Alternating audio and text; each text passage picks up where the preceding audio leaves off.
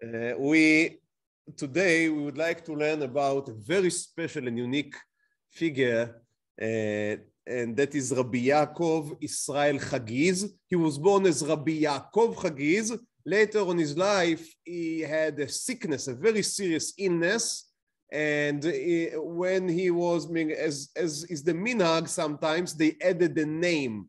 So instead of just being Yaakov, he was named Yaakov Israel. So you'd sometimes find his name mentioned as Yaakov Israel, sometimes as only Yaakov. He was born as Yaakov, and as happens, sometimes we gather additional names during our lifetimes for different circumstances. That can be a whole shiur of itself, by the way, collecting other additional names. But that's for another occasion. Now, the reason I chose to speak about him, a part of him just being an important chacham, an important sage, and a very interesting one, is because of his connection to Yerushalaim. As this shiur is given on Yom Yerushalayim, I didn't want to completely step out of our regular shiurim and give a shiur only about Yerushalayim. On the other hand, I didn't want to ignore Yom Yerushalayim. So I was looking for a chacham from our period that would, the 17th century, that would also be somehow connected to Yerushalayim.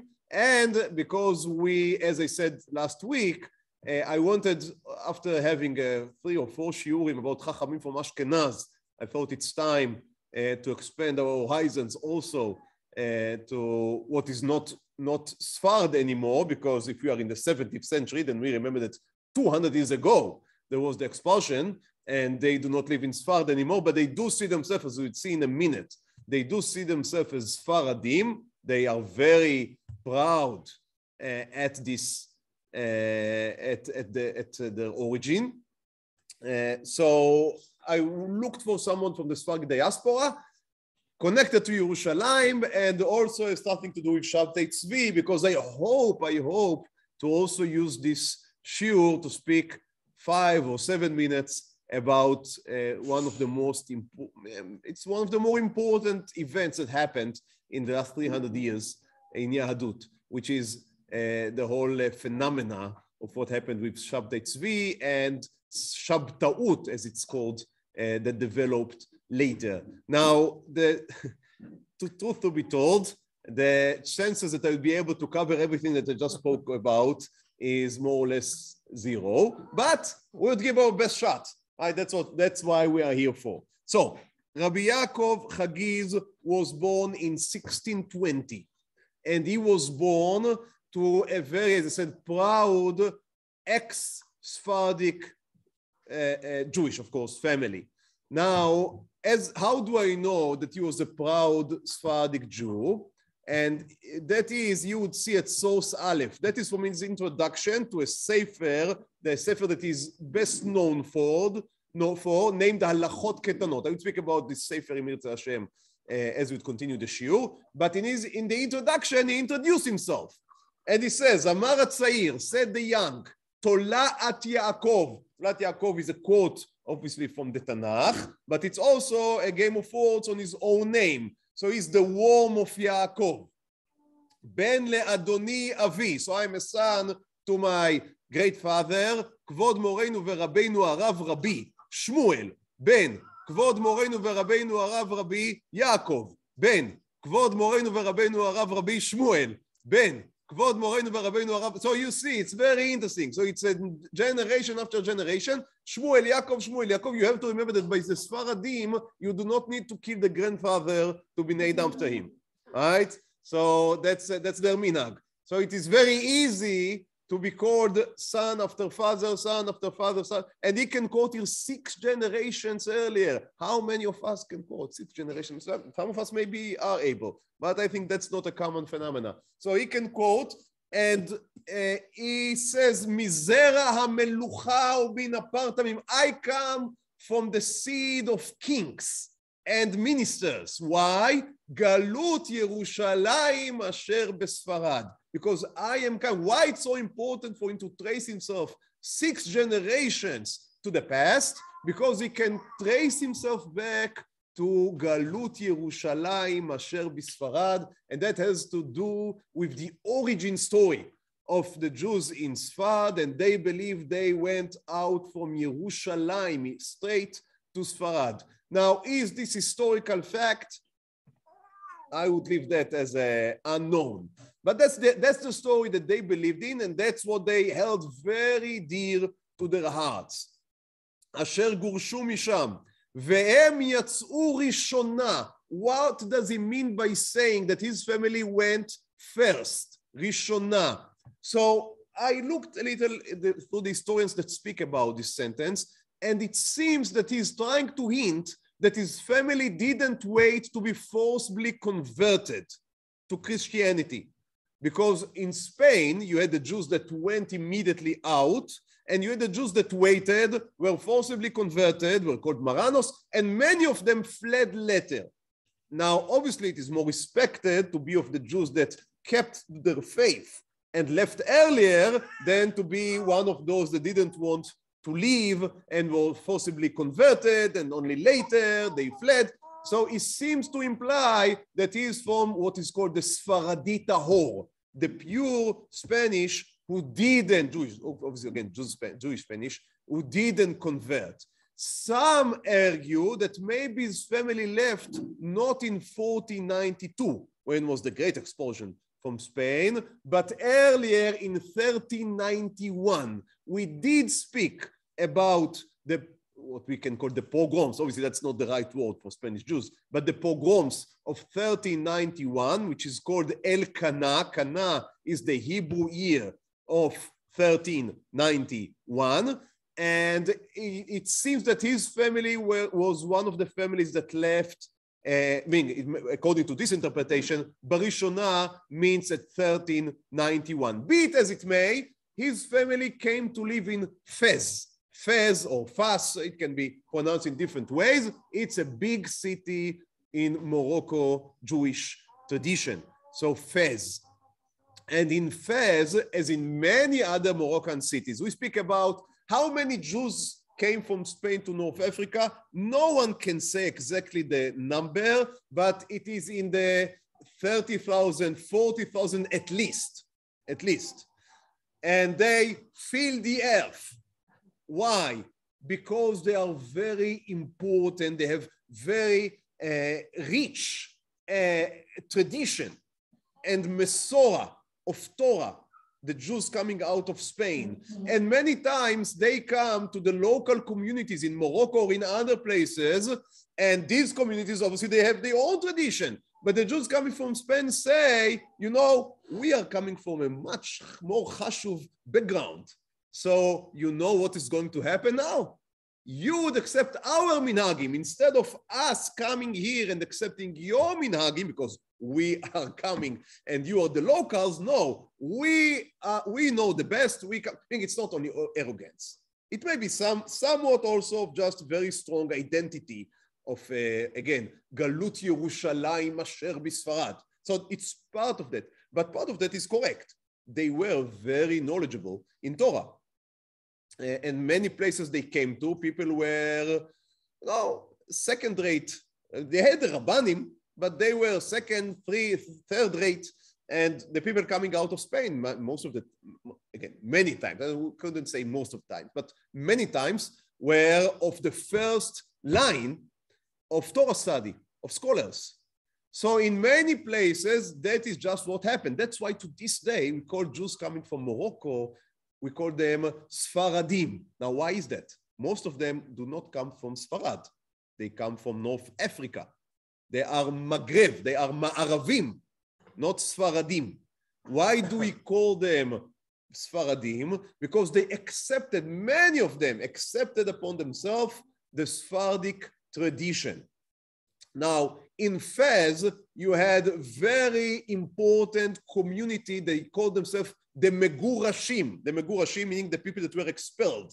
So the expellees, I don't know what would be the English word for that, Megurashim, and they had this community up to the 17th century. So these are people that left Spain 300 years ago, or 250 years ago, and they still keep to themselves. They more or less marry in themselves. They keep their own tradition. They have their own rabbanim. They have their own rabbinical court. They have their own takanot, ordinances. Yeah, so everything is they have, as I said, very strong identity, and he is born to a prominent family of this kind. So that is the background of our hero of today, and it's important for him to add, Umizara de Aaron Kadisha Ka'atina. He says, I am also from the seed of Kehuna, of priesthood. How is that? Aviz Kenti Arabanit Palumba, הגברת נשמתה צרורה בצרור החיים. So he says, I have a grandmother who was called Palumba. So again, a person that remembers his grandmother, for us it seems simple. But I think I already mentioned a few times, even mentioning the name of mothers was not something that was common in those days. So remembering your grandmother means that she seems to be a very important figure. Now, her name is Palumba, I hope that I pronounce it correctly. And he says she is the daughter, Harav Agadol, Kvod Morenu V'Rabbeinu Harav Rabbi Yehuda Cohen. זכרו לברכה לחיי העולם הבא, מזקני קסטיליה. So again, why it is important for him? He says, both for my father and for my mother, I am coming from Spain. So it is from Castilia, מזקני Castilia, and Zera HaMelucha, the seed of kings. This is how he sees himself. That's very important to understand as the background, where he's coming from, because we would see that in a very young age, he died in a very young age. He died at 54. So that's a very young age. And from a younger age, obviously, he already saw himself as shouldering the responsibility for education and transmission of Torah in Am Yisrael. The reason why someone would already feel in the age of 23 or 25 that he carries this mission. So it's not necessarily, but many times it would stem out of being born into this type of family. I think we spoke about it already a few times, that this was the way in which the old school worked. You had elite families that had many times both money and Torah, and they were privileged in many ways, but they were educated from very young age, and it was clear to everyone that you were privileged, but you also had to contribute back into society. Now, modern world rejected this whole notion. Nowadays, we believe not in, how would they say, elitism. We believe in, if we believe in something, we believe in meritocracy. So that means that if you are smart, you'd advance it regardless of your family. We're not interested in your background, and we are only interested in who you are. Now, this view obviously had its own merit, but in what was many times beneficial in the old view was that people understood that what they achieved in life was also because they were privileged. Privilege was not an insult. As today. Today, you say to someone you're privileged, you mean to say, so you could not speak, right? Because you already received what you're supposed to get. But back then, it was, if you were privileged, obviously the word did not exist. But the concept was that if I receive from society, then now I'm obliged, I see myself as in a mission to give back. And not that everything I did is because I'm so smart, so I achieved what I achieved. So if it's everything because of me, because of my merits, then obviously if I would be nice, I would be giving to someone else, but basically I do not owe anything to anyone. So these are very different two world views, and these obviously 300 years ago is from the old school. So he is born, as we said, in 1620 in Fez, and we have, he writes later about his memories from his being brought up by his mother. His father died when he was 13. So he was educated primarily by his mother. And he wrote his memories. He didn't publish them, but parts of them were published by his son. His son wrote a very important sefer named Mishnat Chachamim, and in it, he added some of the memories of the autobiography written by his father.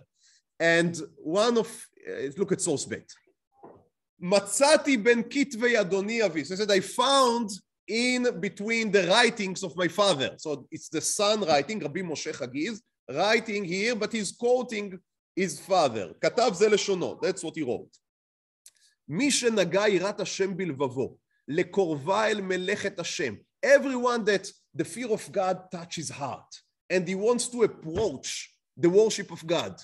צריך שיקדמו לו דרכים, להידבק בו ידבר. So he cannot just come in and say, I want to service HaKadosh Baruch Hu. You need to work for that. Now, what does it mean to work? צריך לחנוך הנער שיהיה לימוד בטהרה. So the boy from young age should be pure. What does it mean pure? להפרישו מתענוגים. He should not indulge in the pleasures of the world. ועל טוב יזכר שם הרבנית המיוחסת עמי מורתי שרה. So now I want, he says, to bring and to mention in favor my mother, הרבנית המיוחסת, right? הרבנית המיוחסת. The Rebbetzin with the Yichus. That's not English translatable. And עמי המיוחסת שרה, תהא נשמתה צרורה בצרור החיים. שניחני אבמרי המפורסם, when my famous father had died and left me כבן י"ג שנים, I was only 13, ובן הייתי לאבי רך ויחיד. So I was the only son of my father, and I was רך, soft, and yachid.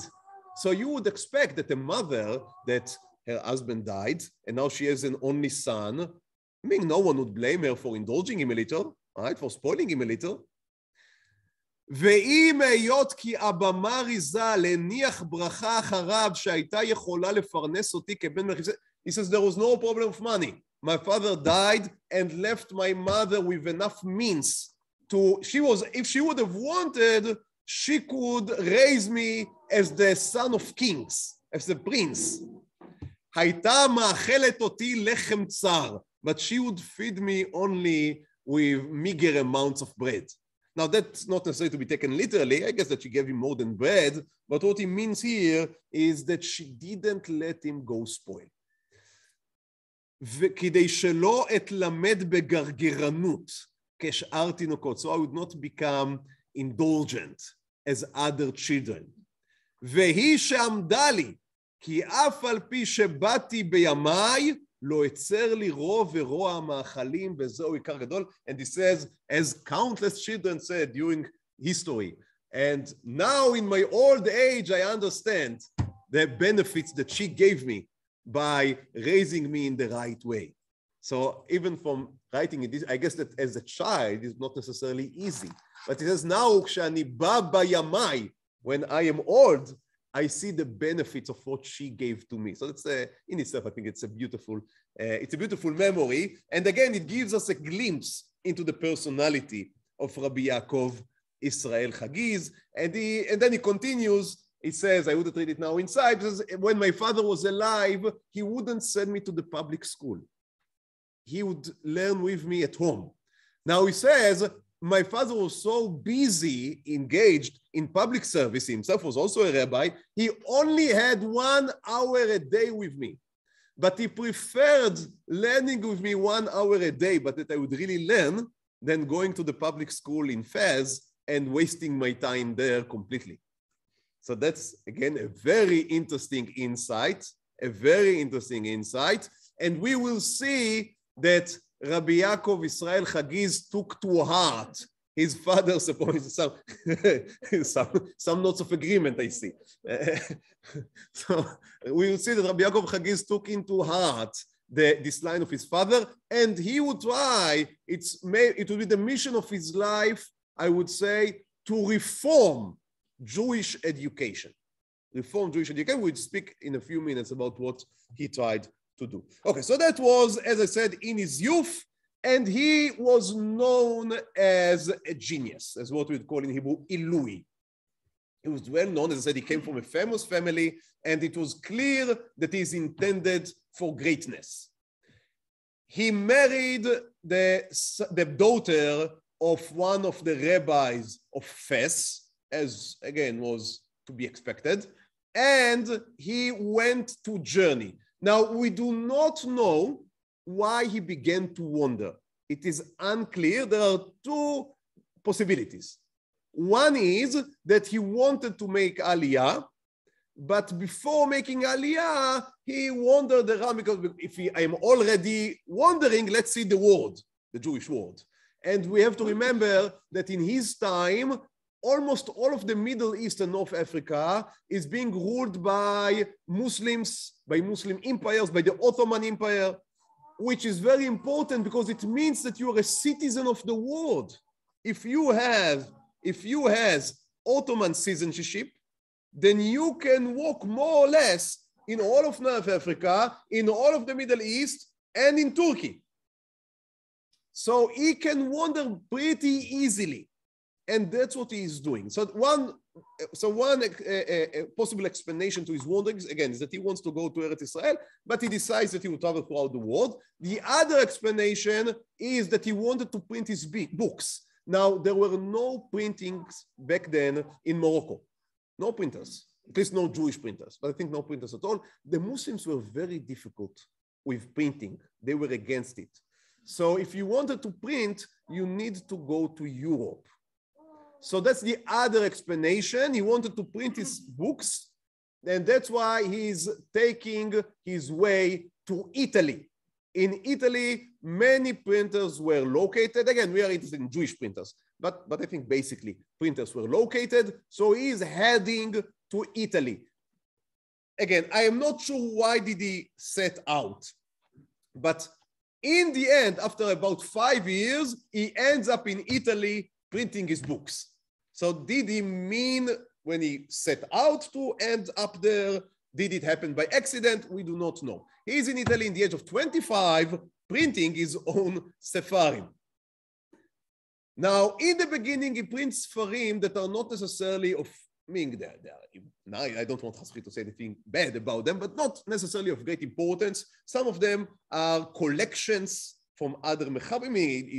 He say in the introduction, nothing is for me. What he sees as important, he's trying to identify what is needed in not necessarily in the schools, but by the community. So he's not here to print his own chidushim. He's here to see what is needed for the education of the general Jewish public. He translates some Sefarim into Ladino. Why? Because the Megurashim from Spain speak Ladino, which is a type of, it's like Yiddish, but for Spanish Jews. So he's printing Sefarim in Ladino in order, again, to have general education to Jews. And then about the age of 30, he's in Livorno, and he prints his Perush, his commentary on the whole of Mishnah. Now, that is a great feat that was not done by many. Being able to explain, to have a commentary on the whole 6 volumes of the Mishnah, on the Mishnah that is relevant to our days, and on Mishnah that are irrelevant to our days. That means if you can write a commentary on the Mishnah, that means you are an expert on all of the Talmud. It's very important to understand. So he's writing on the Mishnah, again, because he wants to make something that is popular. Not because he wants to be popular, but because he wants to make Torah popular. But in order to write popular, many times you need to be a great expert. That is one of the paradoxes, we may say, that many times in order to be more accessible, you need to be a greater expert. If you are not a great expert, then you are not able to formulate in simple words. You are not able to catch the essence of the issue at hand. So Rabbi Yaakov Hagiz prints his commentary on the 6 volumes of the Mishnah, which is called Etz Chaim. It is, unfortunately, it is almost unknown today, but back in the time, it made a huge splash, and people all over the world became familiar with the name of Rabbi Yaakov Hagiz. And especially it was important because there was a certain family in Livorno, which was called the Viga family.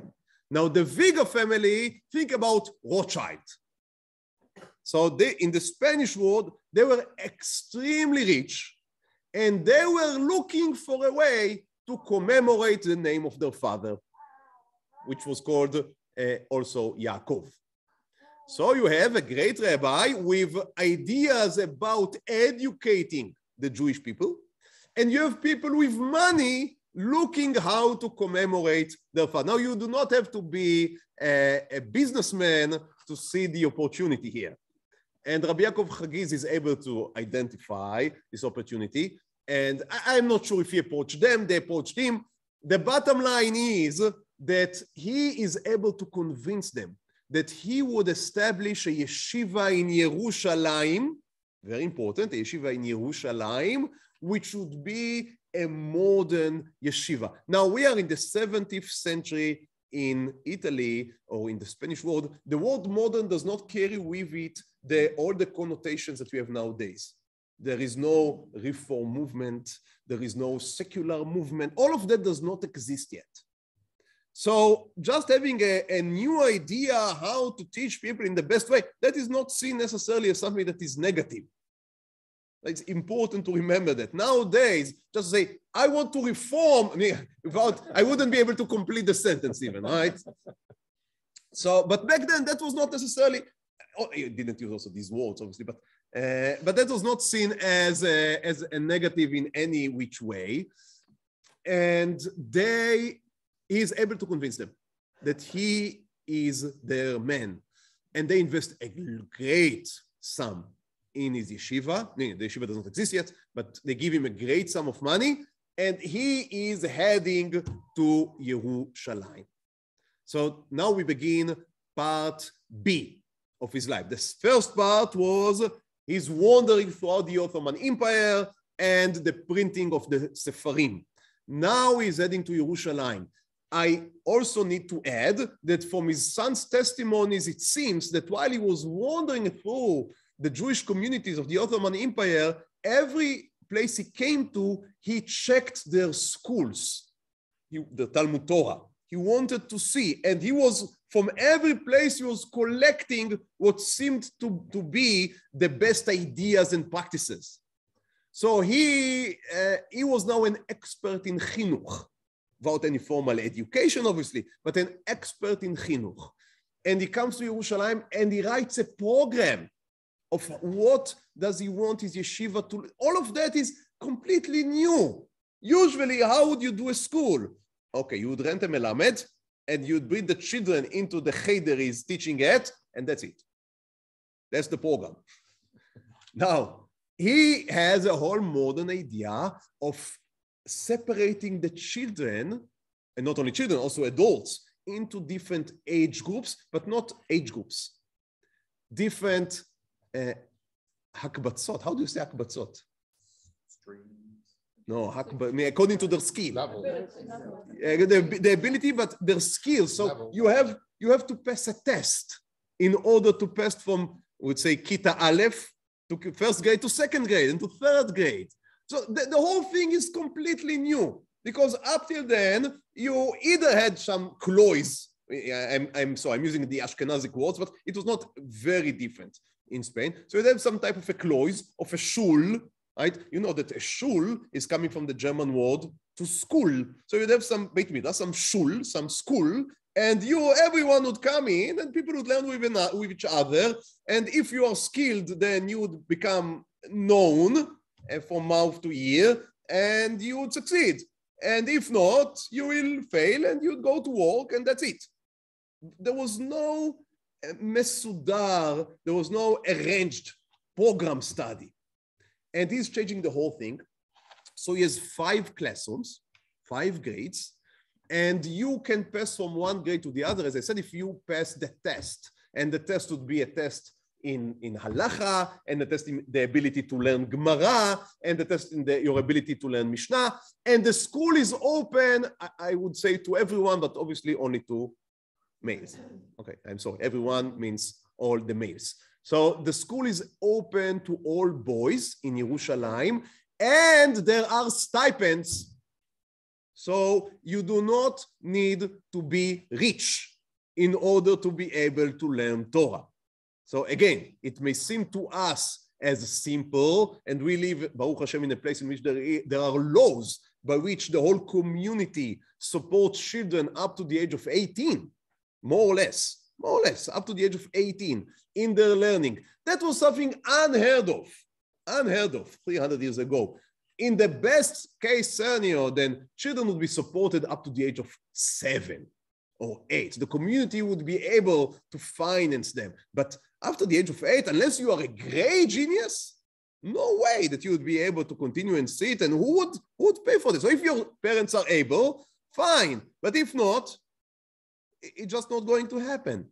And he is able to convince the Viga family that they should not only support the institution and the teachers, as was the common practice, but they should also support the students. So you would get a stipend if you learn in his school. Now, obviously, if you are staying for a few years and you are unable to pass from one class to the other, to the next, then in the end, he would, I guess he would say goodbye. I don't know how many years you have your chances to upgrade yourself, but at a certain point, you would be rejected. But as it was a great innovation. It was a great innovation. Another thing he did, he was trying to see if the child coming in, again, a child may be at the age of 6 or 7, but usually it would be older. So they would learn in some cheder, a classic cheder, and then at the age of 10 or 12 or 13, they would come to him. And he would try to see, to analyze, is this guy is going to become a rabbi, a Talmid Chacham, a Torah scholar, or is he going to become an important, nice, chashuv Baal Habayit, which we want to be learned, but he's not going to be paskening halachot. And he had separated learning courses. We would say today like Tichon Miktsoi and Tichon Yuni. What would be the English word for that? Yeah, different tracks, but we used to have in Israel, I think it's almost dead, this system, but we used to have 2 different types of high schools. Yes, exactly, vocational. Now it became negative because it became synonymous with taking children from weak backgrounds and not giving them the chance to improve themselves. But in its best form, what it's supposed to be able to achieve is that you're able not to waste the time of children. Because if you take someone that is not going to become a Torah scholar, and now he would sit and learn 12 hours a day Gemara, that's not necessarily what would make him into a successful Baal Habayit, right? A Torah-loving Baal Habayit. You need to teach him Chamisha Chumshei Torah, Peirush Rashi. You need to teach him halachot, just halachot, what to do. So he was trying to create these 2 types of tracks and give every child what he needs. So again, it was not necessarily children, it was young adults. That would be a better definition. So that was a very important, again, innovation that was not done anywhere else. Another innovation, they were teaching Limudei Chol. Now, not in the first classes, because he wanted first to create a base, a strong base of Torah and holiness. So it was, we do everything, it's down nowadays. So when the children are young, we teach a lot of secular studies and very small quantities of Torah studies. And then when they are 18 and they go to a mechina or to a yeshiva or to a midrasha, now they learn the whole day Torah. Now you can see, you don't have to be again an expert in chinuch to see that is reversed. Because what you want to first give to the children is a strong core of Torah identity. So at young age, give them pure Torah. Then when they have the foundations, then you can add and they can expand the horizons. But that's not what is done. I mean, obviously, I don't want to speak about what is being done today. But what he was doing, he was first teaching Torah only. When the children or the students became advanced in Torah, he would also give them he or other teachers that he brought into his institution, they taught him some geometry and calculations and geography, things that he thought are important for people to know. So again, very interesting, very Sephardic, I may say. And in the Ashkenazic world, that would be something you'd close your yeshiva for. Right? That's what happened just 200 years later, when in Volozhin, the Russian government wanted to enforce secular studies. That was one of the main reasons, not the only, but one of the main reasons for closing the yeshiva. So that's a difference of culture. And we spoke about it many times. I don't want again to go into that, but in Sfard, the Jews are much more open to the both society, while in Ashkenaz, they are much more inclusive. That's the word, yes. Exclusive? Exclusive to other things in the word. Yeah, okay, but I guess, yeah, that's not, yeah, so they were inclusive, that's right. But they were not including other subjects. They were insular, thank you. Insular is a much better word, thank you so much. Yeah, so they were much more insular. Another very interesting innovation that he had in his yeshiva. Every Friday, he would give the students a sheila, a question.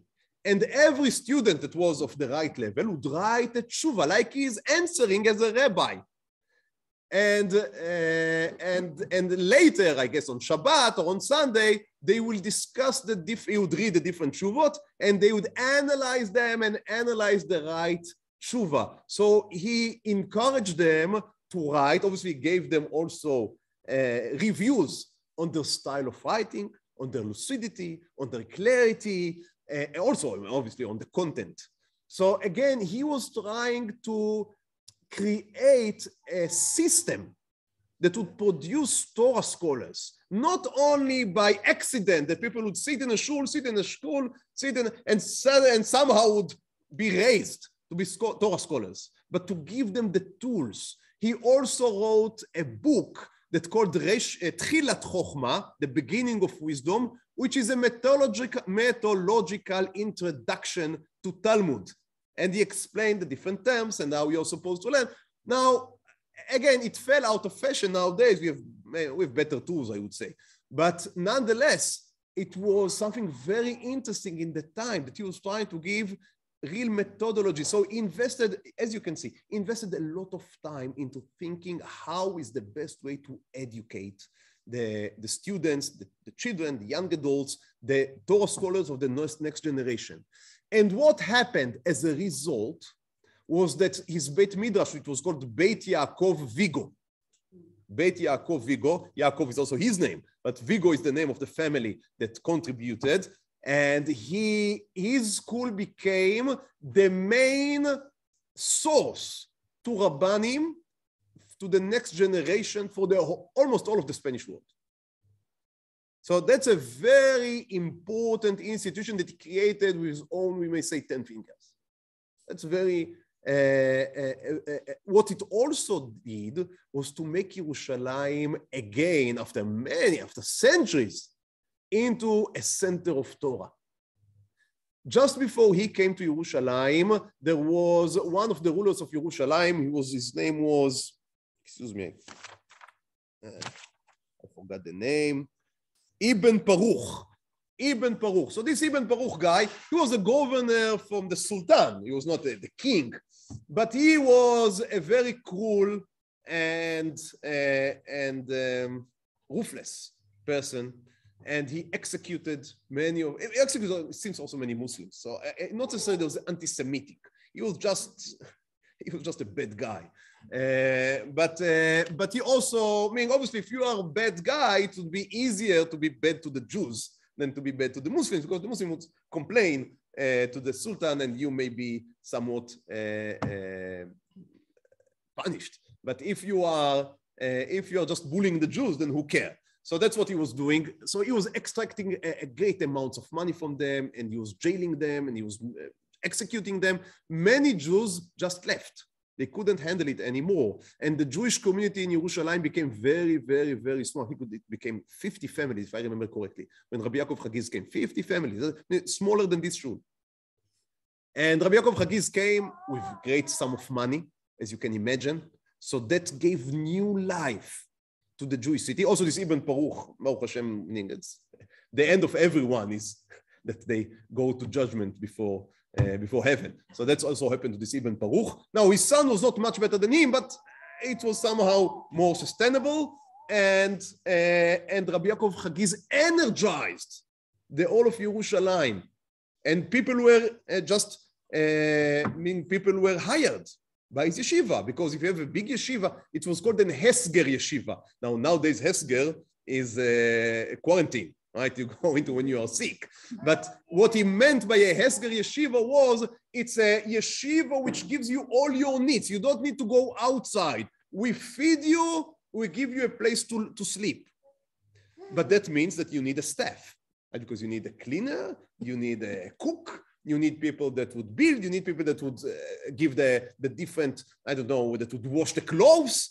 So he was able by that to energize and to boost the whole of the Jewish Yishuv.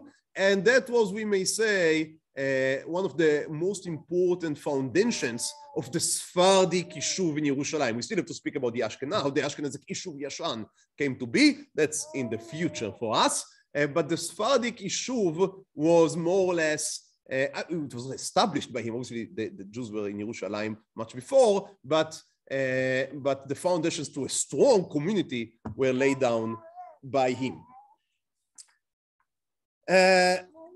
In 1664, a former student of Rabbi Yaakov Hagiz, whose name was Natan ben Meir, if I remember correctly. So this Natan guy was an orphan, and Rabbi Yaakov Hagiz received him to his yeshiva, and as he was, as we saw, very much invested into his students, so he, not only that he made sure that Natan would learn well, he also was the shadchan. He was the one that matched him with his wife. So this Natan guy is there in the yeshiva. After, I can't remember, 3 or 4 years in the yeshiva of Rabbi Yaakov Hagiz, he continues and he sits in Gaza. Back then there was a Jewish community in Gaza. And he became known as Natan Ha'azati, meaning Natan from Gaza, and as a type of a prophet. Now, what do we mean by him being a prophet? He didn't say that he's like Yechezkel or Yeshaya or Irmia. It meant that if you come to him, he can see into your soul. He was big into Kabbalah. He can see what were your earlier incarnations, Gilgulim, and tell you what tikkun you need to do. So that was very important, because if someone is having troubles in life, you can come to him and he would be notified what he needs to do in order to complete his mission in life. Wouldn't you want to come to someone who can tell you what is your mission in life? So that was what he was doing there. And in 1664, he had an interesting dream. He dreamt that a voice came from heaven or something and told him that tomorrow Mashiach is going to enter to your door. He wakes up the next day, and a certain guy comes in. His name was Shabtai. And the Shabtai, this Shabtai guy was a very interesting figure. And I cannot go now into all of his history because it's extremely complicated, but suffice to know that he had periods in which he had thoughts or voices in his head telling him that he is the Mashiach. And he's coming, what is very interesting is he's coming to Natan, so Natan would cure him from these thoughts, because these thoughts were interrupting his function in life. So he said, what is my tikkun? How can I get rid of these educations? And he's going to Natan Azati, and what does Natan do? Instead of telling him, you need to stop thinking these thoughts, Natan Azati said, no, you are wrong. Your mission in life is to be the Mashiach. And the rest, as they say, is history. Because from now on, their life would be intertwined. Natan Azati and Shabtai. Shabtai would be the Mashiach, and Natan would be his prophet. Now, among the historians, it is debated who was the main guy and who was the sidekick, or maybe both of them were. I mean, it's very difficult to know. Some historians believe that Shabtai was completely illusional. He didn't really know what he's doing. And truth, Natan Azati was the one, Moshech Bachutim, pulling the strings. So that's one approach. The other approach is that Shabtai was doing the whole show and Natan Azati was only going along because he obviously hoped that he's the Mashiach. I mean, they really believed in that. I think that is sure. So he was just going along. And the other approach, the third approach is we can believe it's the correct one, is they were feeding each other. So Natan Azati tells Shabtai, you need to go to Yerushalaim and proclaim yourself as the Mashiach. And Shabtai was already known in Yerushalaim, and he is coming to Yerushalaim to say he's the Mashiach, and a missionary is coming in front of him, telling that Mashiach is going to come to the city, and Rabbi Yaakov Hagiz, as the eldest rabbi in the city, is being asked, what should we do? And Rabbi Yaakov Hagiz put Shabtai Tzvi under a ban. So he does not believe in the Mashiachiyut of Shabtai Tzvi. And Shabtai Tzvi is, it seems that he's being frightened by what may happen if he goes into the city, maybe flogged. You have to remember, back then, rabbis had authority. And it was an interesting time. And so Shabtai Tzvi decides not to come into the city, and it is being told that when Rabbi Yaakov Hagiz heard that Shabtai Tzvi is afraid to come into Yerushalayim, he said, what type of a Mashiach is it that is frightened by my ban? The continuation of the story of Shabtai Tzvi is that while the Rabbanim of Yerushalayim were able to fend him, he was able to make himself very much known throughout the Jewish world. People were desperate for a Mashiach. We remember that in 1648, we spoke about it in 1648, Gzeirot Achvetat in Ukraine, and then the whole of the war with Russia and with Sweden, what we spoke about last week. People were desperate for a Mashiach. Shabtai Tzvi himself married a lady named Sarah. It was a second marriage for him. He married a lady named Sarah that was from Ukraine. So that's a very interesting marriage between a Sephardi guy, Shabtai Tzvi, and an Ashkenazi girl. And so he seems also to be able to find the ways into the hearts of the Ashkenazi Jews. Many of them believed in his Mashiachiyut. Many of them sold their property because we need to go to Yerushalayim. So things are getting very hot, and Shabtai Tzvi sees that he cannot go into Yerushalayim. So he says, instead of going to Yerushalayim, I would go to the Sultan. And I will tell him that Mashiach came, and it's time for him to give me the throne. So he is going to Constantinople, or what we call today Istanbul, to meet with the Sultan. The Sultan is not willing to meet him, and instead is sending his policeman. The policeman meets with Shabtai Tzvi and tells him that he has two options. One is to accept Islam, and the other is to die. Now, I guess that here, most of the believers hoped that what Shabtai Tzvi would do would be to, I don't know, to throw his staff and it would become into an alligator, or to put water into... That's what people expected. What Shabtai Tzvi did was to accept Islam. And that, for most of the Jews, that was the end of the story. And they were very ashamed for they fell in the trap. And we spoke about that in earlier shiurim. So many pinkasei kehilot, many books of memories of communities where pages were torn out because they were ashamed that Rabbanim believed in him, that people believed in him. But some continue to believe in Shabtai Tzvi. And Natan Azati, this former student of Rabbi Yaakov Hagiz, created a whole theology that the Mashiach has to become Islamite because he needs to pass through all of the Aveirot in order to redeem all of the lights that were captured by the evil. So you need to go to the evil side as a spy, right, undercover, in order to redeem the sparks of light that fell into captivity. Okay, you can see where it is going. Rabbi Yaakov Hagiz, and he tried to have Rabbi Yaakov Hagiz supporting this idea because he's his former rabbi. As you can imagine, Rabbi Yaakov Hagiz answered with a capital no. right? So that was not to happen. And Rabbi Yaakov Hagiz put also Natan Azati under a ban. Now, Sabbateut continued, and they became more and more extreme, because that's how it works. When what you believed in failed, you have two ways. One is to just admit that you were mistaken. And the other is to say, I would not admit that I was mistaken, be it as it may. And now it's not a shiur about Shabtai Tzvi, it's a shiur about our sages and our chachamim, and he's not one of them. But it is important to understand that they went into great lengths, the followers of Shabtai Tzvi, because after they understood that they need to go and rescue the light sparks from the evil, that means they need to do all of the Aveirot Shebatorah. Now that's an ideology. All of the Aveirot Shebatorah in order to rescue the lights that are within them. And that would mean everything under the sun that you can imagine. Really, everything under the sun you can imagine.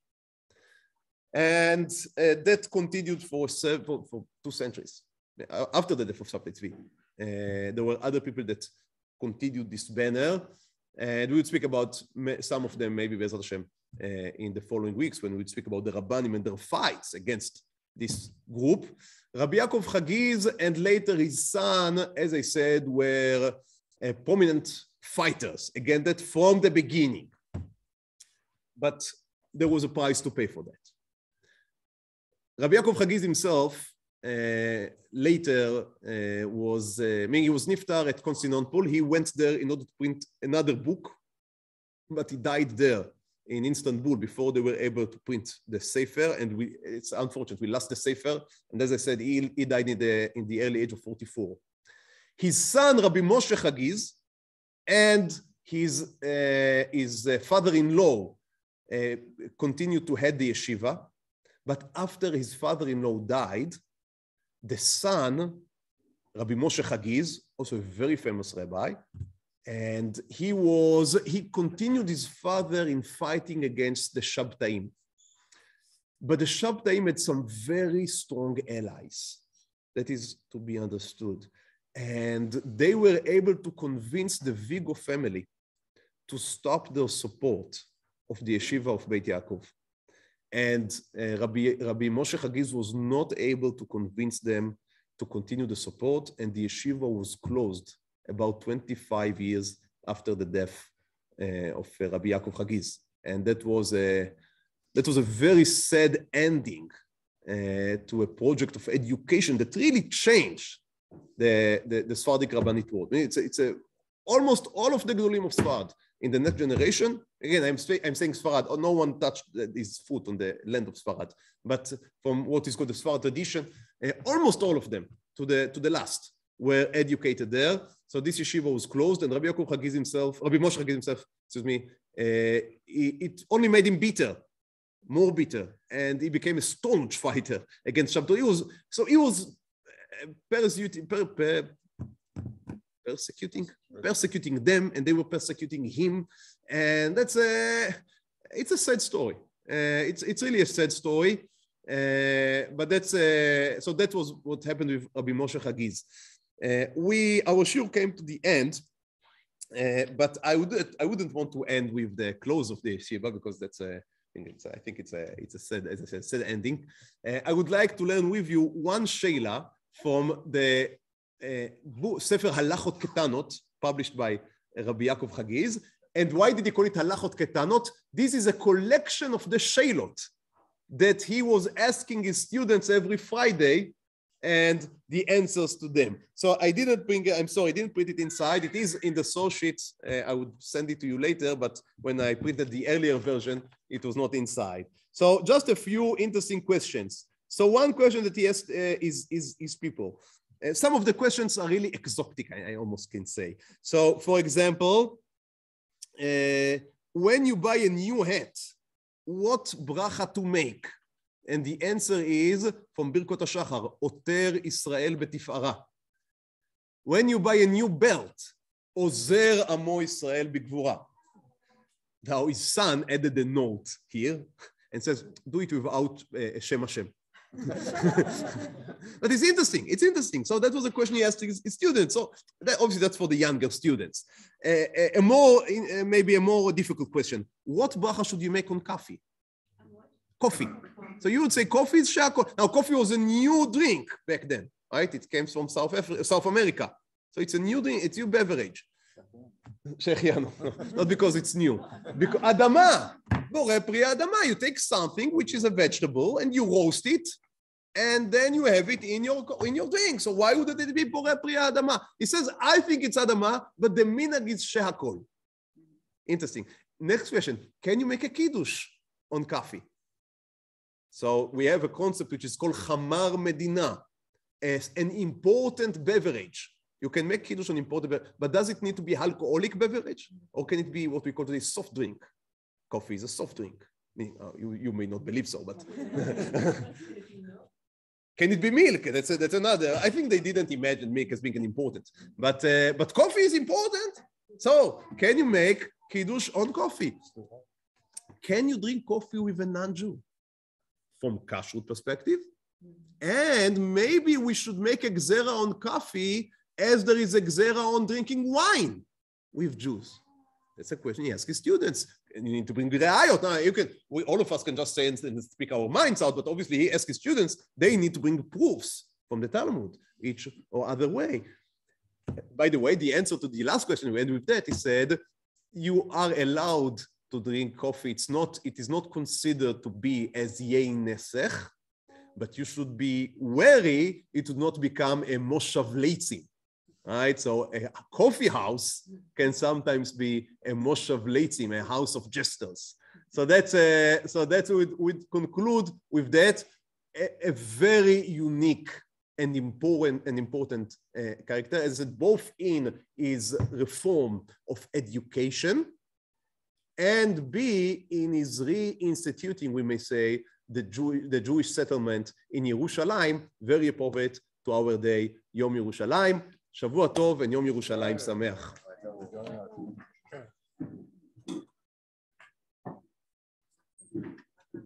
Thanks, Rav. Thank you very much.